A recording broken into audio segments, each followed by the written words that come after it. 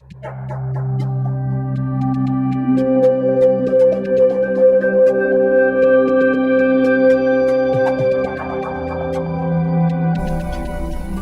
Lord be with you. A reading from the Holy Gospel according to Mark. Herod was the one who had John the Baptizer arrested and bound in prison on account of Herodias, the wife of his brother Philip, whom he had married. John had said to Herod, "It is not lawful for you to have your brother's wife." Herodias harbored a grudge against him and wanted to kill him, but was unable to do so. Herod feared John, knowing him to be a righteous and holy man, and kept him in custody. When he heard him speak, he was very much perplexed, yet he liked to listen to him. She had an opportunity one day when Herod, on his birthday, gave a banquet for his courtiers, his military officers, and the leading men of Galilee. Herodias' own daughter came in and performed a dance that delighted Herod and his guests. The king said to the girl, "Ask of me whatever you wish, and I will grant it to you." He even swore many things to her. "I will grant you whatever you ask of me, even to half of my kingdom."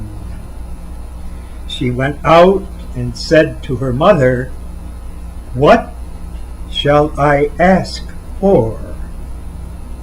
She replied, "The head of John the Baptizer." The girl hurried back to the king's presence and made her request. "I want you to give me at once, on a platter, the head of John the Baptizer."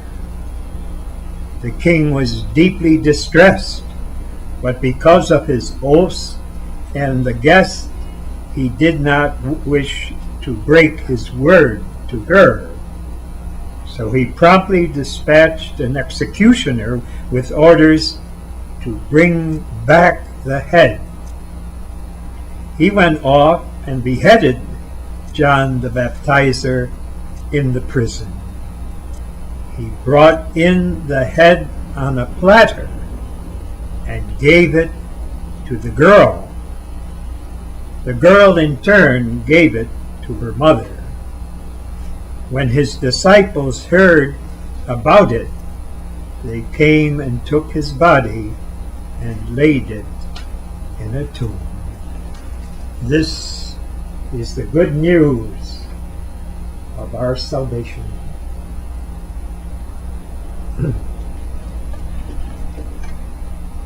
In the gospel story, we have presented to us wonderful saintly behavior, especially of Jesus and his mother. Jesus said he was the way, the truth, and the life, and he showed by what he taught and how he lived why that was so. But also in the gospel story, because in our human story there is the presentation of evil.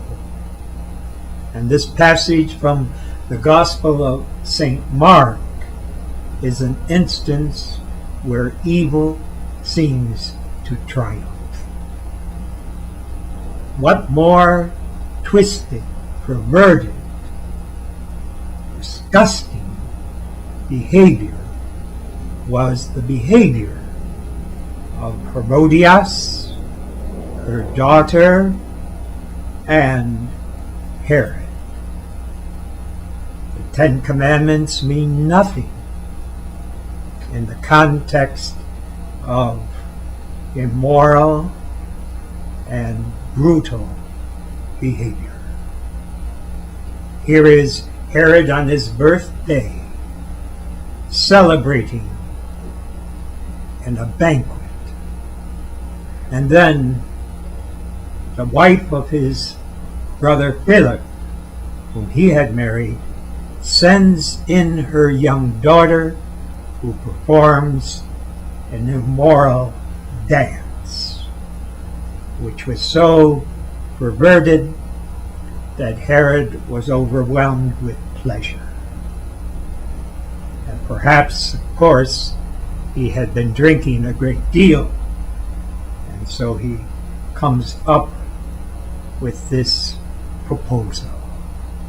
Ask for whatever you want, and I will give you even to half of my kingdom.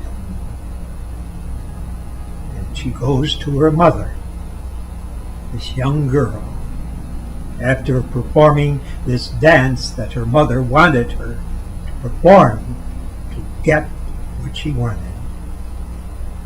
And what does she ask for? Can you imagine a young adolescent girl asking for the head of a human being on a platter in the midst of a banquet on the king's birthday? And Herod grants her request. We don't want to put into our imaginations this scene of the executioner bringing in on a platter the head of this holy man. What crime did he commit? Why was he executed? And this is the problem of evil in the world. It is that evil seems to triumph. There is so much perversion, so much violence, which causes so much heartache, indeed heartbreak.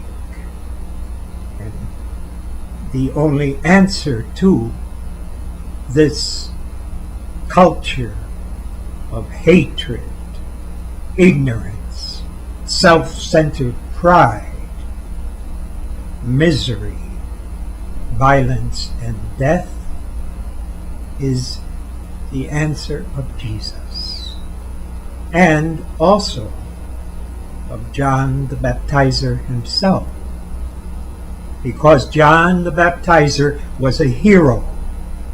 His life was taken into jeopardy when he criticized Herod. He could not be sure that Herod would not torture him to death, even though he was a holy man, a prophet who was bringing conversion to his fellow countrymen. But we know that the end of the story was not the execution of John, any more than the crucifixion of Jesus was the end of his mission and his life's history. For John is being celebrated throughout the church, throughout the tradition of the church, on this feast day. It is the only feast day that is dedicated to the beheading of a holy man.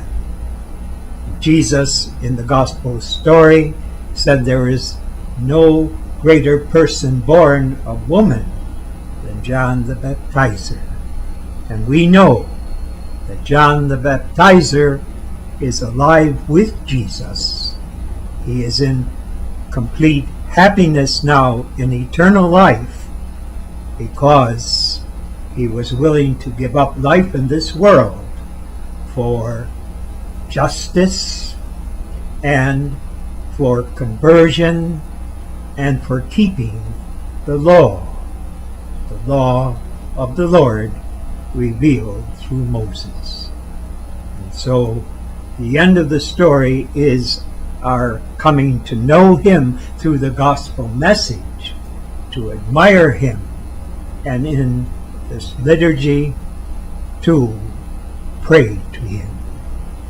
For he, with Jesus, through Jesus, is alive and still loving God with all his heart.